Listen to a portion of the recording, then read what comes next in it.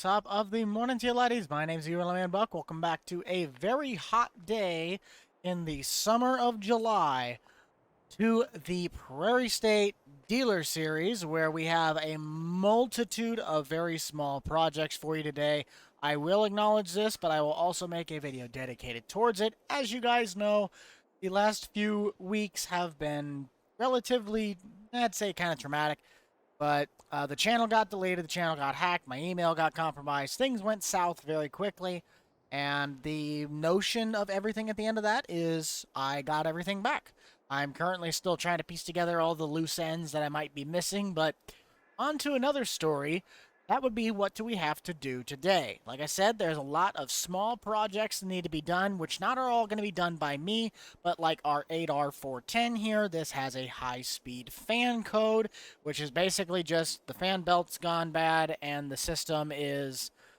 It needs to be reset, the belt needs to be changed, and the computer needs to be cleared, so we're going to put Spencer on that one. Jeff currently right now is working on a it's prepping season. The combines are starting to get prepped up, cleaned up, changed up, oiled up, etc. But we have quite a few different projects kind of in a different direction. So the 780 here, it also had to have its inside tires changed, so the duals are off. We just put these new tires on. We have the other tires in the back shed. We got to go get with the forklift. The S780 right here is getting same thing, all of its maintenance done, things changed up, everything pieced back together. But it's just a general maintenance. And then our 9670 here is getting a full-blown, well, not a full-blown, but it's getting Greenstar installed on it. We tried to get the farmer to go to 7,000 globe, if not at least 6,000, but he prefers 3,000, so this is getting a 3,000 globe on top. We already have the mounting bracket and the harnesses in within the combine itself, so that makes it at least easier to program that. We have a 7310R out here that I have to redo, well, not redo, but I have to put a 6,000 Starfire system in it, as this one did not come with, it's an older style of 7R, it did not come with all the harnesses and the brackets and the mounts, so I have to tear apart all the paneling on the inside and get everything where all the brackets and the mounts and the monitors can go. So that'll be kind of fun. We'll have some more trailers from Thunder Creek coming in later this afternoon, as well as I'm not going to be working on this one. This one's going to be Kevin's job, but the 7700 here, we have a turbo that's coming in, as well as other couple miscellaneous parts. That's going to be coming in with FedEx later this afternoon, hopefully.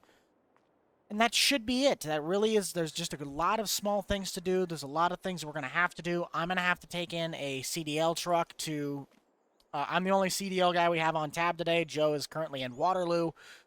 But let's start with the simple things. I want to get the monitor system applied and incorporated into our 9660. The 7200, this will be Jeff's problem once we get the 7200 done. That has a bad hub in the front on the axle. There's a really bad leak on that driver's side front hub. So we just have it up on jack stands. Just right there. So you can see that. Okay, now that we got all that addressed, let's get into this 96. So like I mentioned, we already have like the bracket mounts for the Greenstar. So all I'm going to do here is I'm going to go to the parts bin, get the harness, get the monitor and the globe from Jim. We'll get that installed. All right, Jim, I'm going to need a 3000 globe and a Gen 3 monitor. All right, and I will also have you set out the parts for the 7000, which that'll be a Gen 4 monitor, the bracket, the harness, and the globe for 6,000. So I need all those as well up to the front here. I'll come pick those up when I need that.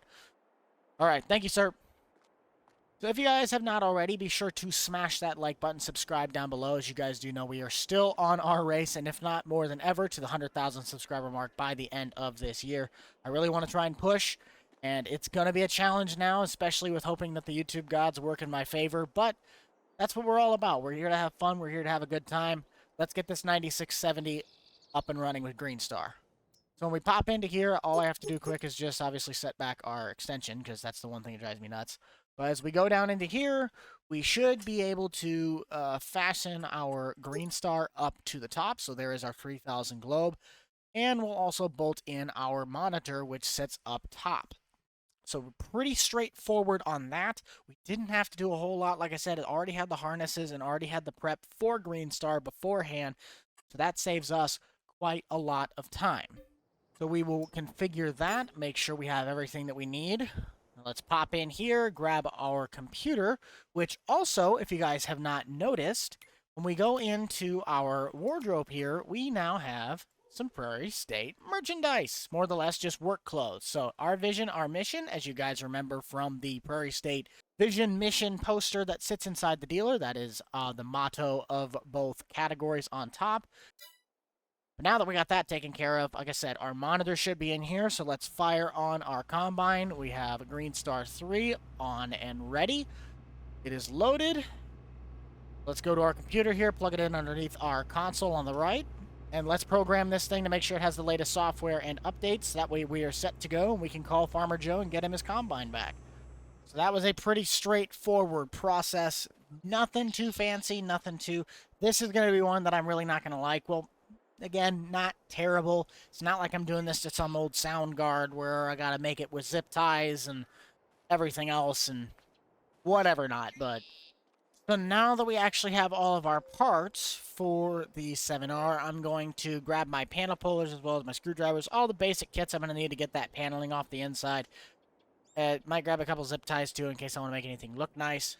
Let this open for airflow sake reasons. I know obviously I don't really need it, but in the middle of July, it gets hot. So we're going to take off our paneling here, pop off caps, unscrew screws, and pop the panels so that way we can get behind this. Now, what I need to do is I need to hook up my the harnesses that go for the Gen 4 monitors, which he's putting 6,000s on this. We're going to put a Gen 4 monitor in down here below the steering, in between the steering column and our control panel here on the right. It'll kind of sit right there.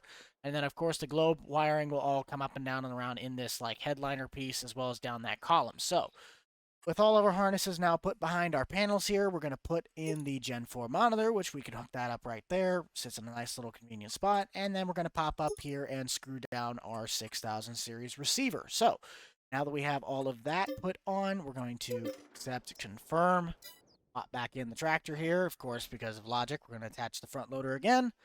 And let's fire this baby up. So we got power to the monitor. That's good for me. It also brings up our data, which of course now I need to install and make sure the software is up to date and in full working order, which we will plug in our computer now and get that set up and scanned. Very nice. Okay. Update. That should do it. So now that is completely installed. We just made sure all of our panels were put back. They're screwed in. They're clipped in. However, that whole thing actually comes apart. But that should be good to go, so let's close our door here. And let's get this back out on the yard. Contact Farmer Joe so we can get the next project in here. I will go check on Spencer to see what he's doing with the 8410 to see if he got that fan code zeroed out, so that way we don't have to worry about that. We can have a third project done. Now we can get to work on our 780s. So Spencer is going to go talk to Wendy, closing the work order on this to make sure we have get in contact with the old Farmer Brown again. That makes 3 projects now out of 5 completed in the shop, which we're kind of moving along today. That's one thing I really do like. This tractor does have the 23-speed power shift in it, though. That's one thing I really do like. This is a really good field tractor. I'm trying to save as much room because I think the next vehicle that's going to come out here is going to be a combine, so try to leave as much of a gap because we don't have much for work order size. We could scoot this down and open it up, but I don't really want to do that. So let's move on to getting the 780 around to this side. And when we catch you guys back, we'll be grabbing the tires with the forklift for this tractor, for this combine.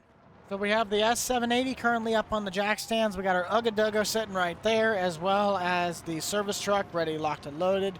FedEx just arrived with our parts order, so hopefully that contains all the parts we need for the 7200 and that 7700. 72 needs the hub parts, 77 needs the turbo parts, and just a couple other miscellaneous pieces that we were just supposed to install on that. I don't know those work orders to an extent, so I don't know exactly what needs to be done with them. All I know is that their 72 is the tractor. It's a little bit more of an extensive project, so we have Nate currently on that one. But we're just going to run in here quick, and if you guys do remember the video where we did the tire swap with the LSWs on that 9510R, if I'm correct, we actually also have roughly the same tires on that combine that we just stored back in here, so we kind of had to be a little picky on which tires we were sitting next to which, so we didn't get them mixed up, but we just set them on the end so we would not forget. But we'll run these back over quick and get our duals for the outside installed back on the combine. And then by that point, we should have the order for the Thunder Creeks coming in, as I believe we need to take that white one plus the 780 still sitting with the duals in the shop to a farmer that is asking for it to be delivered. It's about an hour-ish drive from here down south, so we will get to that problem when we get there, because obviously we have a lot more on our plate to be worrying about right now. We'll get these duals installed, and then it'll be on to the next project, which is getting the 780 ready to go for the road. So we'll do that, and we'll get back to you guys here in just a minute. And last one. There we go. Okay, so that now has been done. It's been bolted on, so let's get this out from over there. Put that back with our other bottle jack and jack stand. We now have Kevin working on the 7700 since our turbo parts did come in. We're going to move this pallet to the back of the shop here in a bit. Actually, I might send Rick to go do that. But we'll roll this into the shop as well, just so that is out of the way. And we can get this now back on the lot, since we don't really have anything else to do with it. So get our outriggers back in. There we go. Move this out of the way. And it is off to our next project, which should be getting that other 7800 ready to go for the road. So everything in this S780 looks like it should be good. I feel like I hear a semi, and I am correct. Our Thunder Creeks did show up. Jeff, could you get this thing finished up and ready to go so we can get this on the trailer and loaded? I gotta get these guys unloaded. Sweet. Thanks, bud. Okay, so we are gonna help out the delivery guy get our Thunder Creeks off the trailer here. Just get those unstrapped. Get the ramps out on this as well. Very nice. That should work perfectly. I will grab the deer. Has our little trailer hitch on the front. The only thing I still do not really like about this is that I'm not used to just backing a trailer with the skid steer. Like, I've done it before. It's counterintuitive, and if you're not like ready for it, it's really kind of tricky. We'll carefully pull this off, as our wheel width should be the right width of this. Skip this down so we're not dragging it across the ground. And let's get this moved down. We'll park this up here and not hit the J&M's drawbar. Beautiful. So we'll get that other trailer off here, sign some papers, and it should be time to probably load up that S780, and we'll be on the road to the farmer down south with dropping off his combine.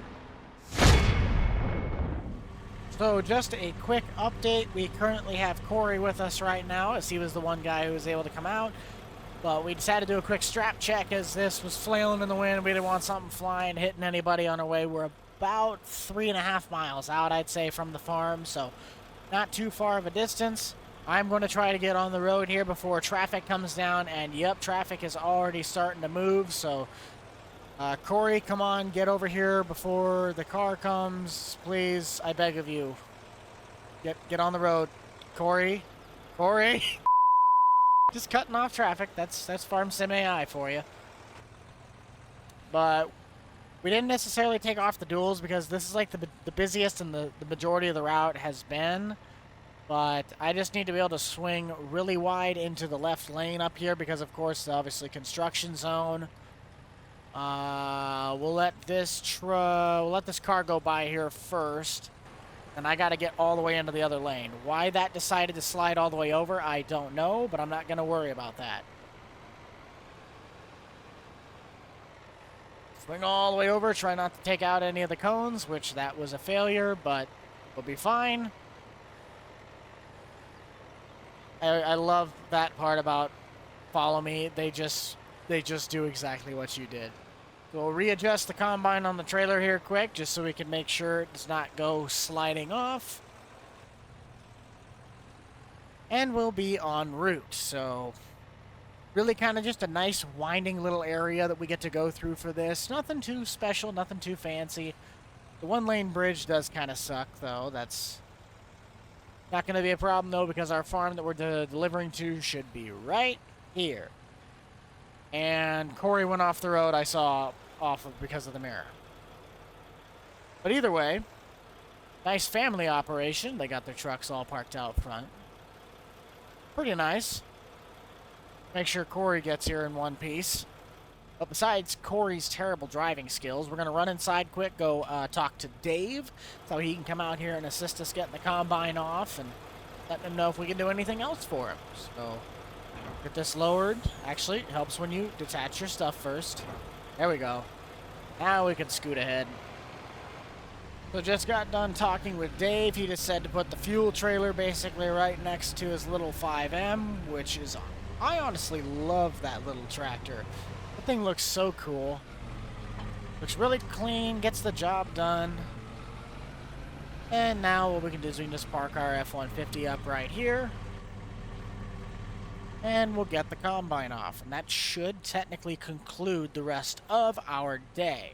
But that is going to do it for this video, guys. Thank you all so much for checking this one out. Be sure to smash that like button, subscribe down below. If you guys haven't also already, you can click up in the top right-hand corner and check out the Prarie State Tractor Dealer Series and all the other videos that have gone in that playlist.